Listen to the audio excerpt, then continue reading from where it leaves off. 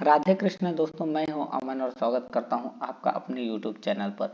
दोस्तों, आज की इस वीडियो में हम देखेंगे balancing consonants and vowels ratio. दोस्तों, ये प्रॉब्लम जीएफजी की है और इस पे मीडियम मार्क किया गया है। बट लिटरली ये प्रॉब्लम इजी है। बट इफ़ इन केस अगर आपसे ये वाली प्रॉब्लम आती है, जीएफजी की एक और प्रॉब्लम है जो कि है सब एरेस विद सम के। ये जीएफजी की ही नहीं बल्कि और भी लीड कोड वगैरह पे भी आपको मिल जाएगी। तो अगर आपको ये प्रॉब्लम आती है तो मान लीजिए कि जो आज की प्रॉब्लम ऑफ द डे है वो आपके लिए केक वॉक होने वाली है। लेकिन इफ़ इन केस अगर आपसे नहीं भी आती है तो भी हम ट्राई करेंगे ताकि आपको इजीली समझ में आ जाए। तो चलिए देखते हैं आज की ये प्रॉब्लम ऑफ द डे हम कैसे समझ सकते हैं। सबसे पहले दिया गया है you are given an array of strings A R R where each A R R of I consist of lower case English alphabets. You need to find the number of balanced string in ARR which can be formed by concatenating one or more contiguous strings of ARR. A balanced string contains the equal number of vowels and consonants. इसका मतलब ये है कि हमारे पास एक ARR नाम का array होगा।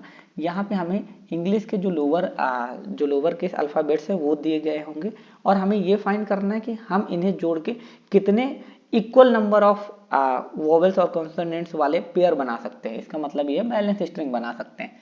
तो चलिए देखते हैं इसको कैसे सॉल्व किया जा सकता है। बेसिकली यहाँ पे हम वही वाला सब एरे इक्वल टू के वाला लॉजिक यूज करेंगे। यहाँ पे हम क्या करेंगे, यहाँ पे हम वोवेल्स को क्या कर देंगे, वोवेल्स को मान लेंगे कि जो जितनी बार भी कोई भी वोवेल अकर होगा उसको एक से इंक्रीज कर देंगे और जितनी बार भी कोई कॉन्सोनेंट्स अकर होगा उसको एक से डिक्रीज कर देंगे। यानी कॉन्सोनेंट्स को हम बेसिकली -1 मानेंगे और वोवेल्स को +1 मानेंगे।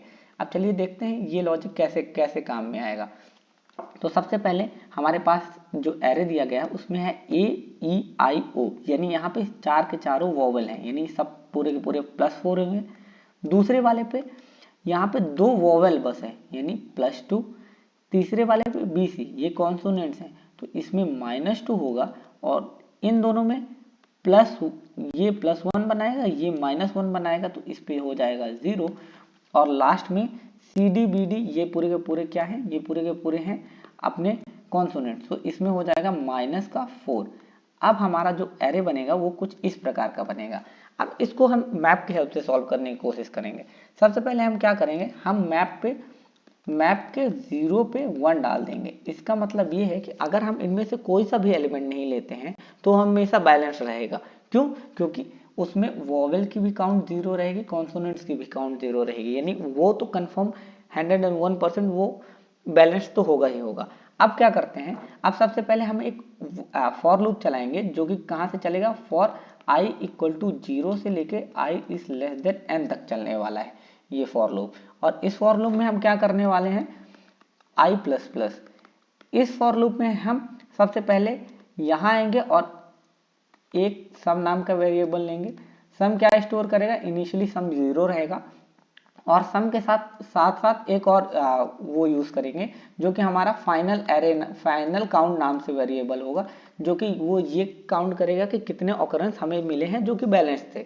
अब सबसे पहले क्या करेंगे, सबसे पहले हम sum plus equal to array of i करेंगे। एरे ऑफ आई मतलब ये जो हमने एरे बनाया है उसका वेरिएबल। तो सबसे पहले सम की वैल्यू हो जाएगी 4।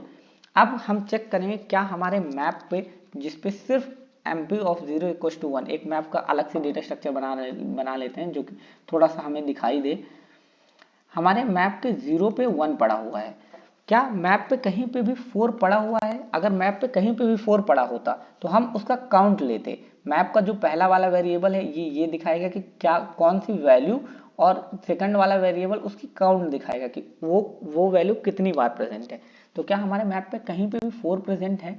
अगर हमारे मैप पे कहीं पे भी 4 प्रेजेंट होता तो हम उसको फाइनल एरे में काउंट करते, लेकिन नहीं प्रेजेंट है तो हम क्या करेंगे, हम मैप के जो भी ये सम है उस पर प्लस प्लस कर देंगे। यानी इसका मतलब ये है कि अगर वो प्रेजेंट होता तो उसकी एक और काउंट बढ़ जाती। फॉर एग्जांपल अगर यहाँ पे हमारा सम 0 आता तो यहाँ पे 1 + 1 2 हो जाता, लेकिन क्योंकि ये प्रेजेंट नहीं है तो बाय डिफॉल्ट मैप पे कोई भी वैल्यू 0 होती है, तो यानी मैप के 4 पे 1 पड़ जाएगा।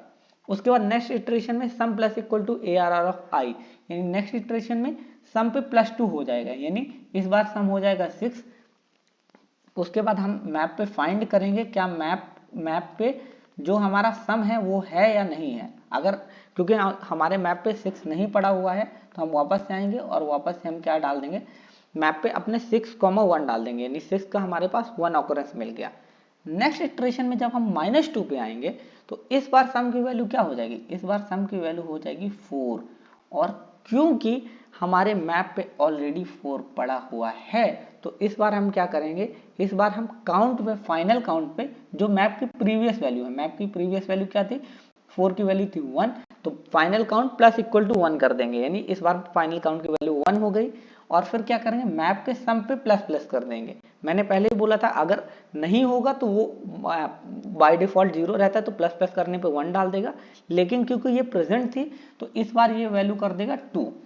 उसके बाद नेक्स्ट इटरेशन पे चलते हैं, यहाँ पे 0 है, 0 आया तो क्योंकि sum plus equal to 6 - 2 is equal to 4, यानी पिछली बार 4 था और इस बार अगेन 4 + 0 इज इक्वल टू 4, यानी इस बार वापस से 4 हमें ढूंढना है। क्या हमारे मैप पे 4 प्रेजेंट है, हाँ, और इस बार कितनी बार प्रेजेंट है, इस बार 2 टाइम्स प्रेजेंट है, यानी इस बार हम इस पे +2 कर देंगे। फिर हमने क्या बोला, मैप के सम पे प्लस प्लस कर दो, यानी जो हमारा मैप था अब उसकी वैल्यू हो जाएगी 3।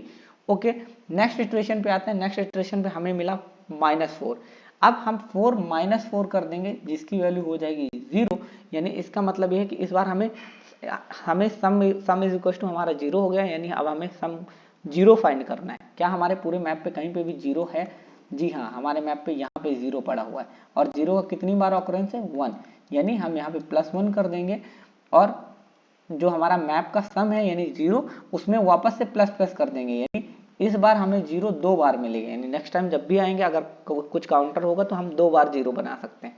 नेक्स्ट इटरेशन पे क्योंकि हमारा पूरा का पूरा एरे ट्रावर्स हो चुका है और हमें कुल इतने ही ऑकरेंस मिले हैं, यानी जो हमारा फाइनल काउंट था, यानी which is equal to 1 + 2 + 1 which is equal to 4, ये हमारा फाइनल आंसर होगा। और आप देख भी सकते हैं कि ये यहाँ पे हमारा फाइनल आंसर है भी। चलिए इसका कोड दिखा देता हूँ। सबसे पहले हमने मैप बनाया है, मैप के 0 पे 1 बनाया जैसे कि हमने पहले बताया था। उसके बाद हमने सम बनाया है, यानी कितने अभी करंट सम क्या है। उसके बाद हमने फाइनल बैलेंस, यानी ये क्या स्टोर करेगा कि फाइनली कितने बैलेंस्ड एलिमेंट्स प्रेजेंट थे। उसके बाद नेक्स्ट इटरेशन पे हमने क्या किया है, 0 से लेके n तक किया है। उसके बाद ये जो काउंट वेरिएबल है ये क्या स्टोर कर रहा है, ये काउंट वेरिएबल अपना स्टोर कर रहा है कि करंटली कितने काउंट है। इंस्टेड कि हम बार बार जाके पहले हम ये एरे बना लें, हम क्या कर रहे हैं, हम एट द टाइम, मतलब जब भी हम पर्टिकुलर किसी भी एरे पे आ रहे हैं हम उसी टाइम पे उसके वॉवल्स और कॉन्सोनेंट्स काउंट करके उसको स्टोर कर ले रहे हैं। तो ये फिलहाल ये वाला काउंट क्या कर रहा है, ये वाला काउंट स्टोर करेगा कि इसमें कितने वॉवल्स और कितने कॉन्सोनेंट्स हैं, यानी जो भी हम 4 - 4 ये सब बना रहे थे, 0 2 बना रहे थे, ये यहाँ से बनेगा। अगर वॉवल होगा तो काउंट प्लस प्लस होगा। वॉवेल के लिए ये हमने डिफाइन कर दिया है कि अगर character A E I O you के बराबर है तो वो वॉवेल है, यानी ट्रू रिटर्न करेगा। अगर इनमें से किसी के भी बराबर नहीं तो वो फॉल्स रिटर्न करेगा। अगर ट्रू रिटर्न किया यानी काउंट प्लस प्लस होगा, अगर फॉल्स रिटर्न किया तो काउंट माइनस माइनस, यानी अगर वॉवेल है तो अगर वॉवेल है तो प्लस और कॉन्सोनेंट है तो माइनस।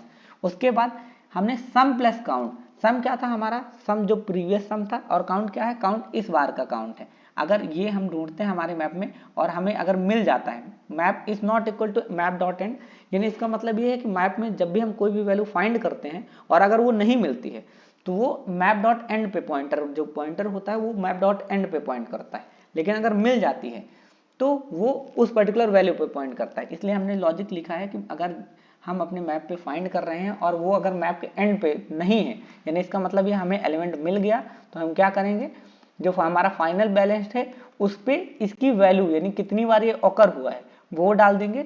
और उसके बाद मैप पे ये जो पर्टिकुलर सम प्लस CNT था उसको एक बार से इंक्रीमेंट कर देंगे, जो हम यहाँ पे जो हम कर रहे थे map of sum plus plus, यहाँ पे हमने पहले ही कर दिया था, बट यहाँ पे हमने at last sum plus equal to CNT किया है। वो आप पहले या बाद में अपने लॉजिक के हिसाब से कर सकते हैं। उसके बाद हम कंटिन्यूसली इटरेट कर करके फाइनली अपने आंसर तक रीच कर जाएंगे। इसकी ओवरऑल टाइम कॉम्प्लेक्सिटी क्या होगी, ओवरऑल टाइम कॉम्प्लेक्सिटी होगी n इंटू एम। यहाँ पे m क्या है, m ये पूरे के पूरे एलिमेंट की जो पूरी की पूरी स्ट्रिंग थी, फॉर एग्जांपल अमन नाम की स्ट्रिंग है, इसकी जो भी लेंथ होगी ये m है, और n क्या है, n पूरे के पूरे एरे का साइज है। एरे का साइज इन द सेंस कि यहाँ पे एरे का साइज 5 था तो ये 5 है, और उसके बाद ये 4 है तो ये पूरा का पूरा 4 है। यानी अगर इसकी टाइम कॉम्प्लेक्सिटी की बात की जाए तो ये ओवरऑल टाइम कॉम्प्लेक्सिटी इसकी होगी order of n into M, और स्पेस कॉम्प्लेक्सिटी की बात की जाए तो ये होगी ऑर्डर ऑफ, अगर ये पूरा का पूरा, पहली बात तो ये मैप बन रहा है और जितने भी पूरे के पूरे एरे के लिए ये बन रहा है, यानी इन द सेंस एरे में अगर पांच लेंथ का एरे है जो इनिशियल वाला एरे है तो ये ओवरऑल पूरी की पूरी सिर्फ n लेंथ के लिए बनेगा, यानी इसकी स्पेस कॉम्प्लेक्सिटी हो जाएगी ऑर्डर ऑफ n। और ये one of the most optimized approach है जो कि आप यूज कर सकते हैं। अगर आपको कहीं पे भी दिक्कत आ रही हो तो आप डेफिनेटली कमेंट सेक्शन पे कमेंट कर सकते हैं, मैं डेफिनेटली गो थ्रू करूंगा और अगर हो सकेगा तो मैं आपकी क्यूरी को सॉल्व करने की डेफिनेटली कोशिश करूंगा। राधे राधे।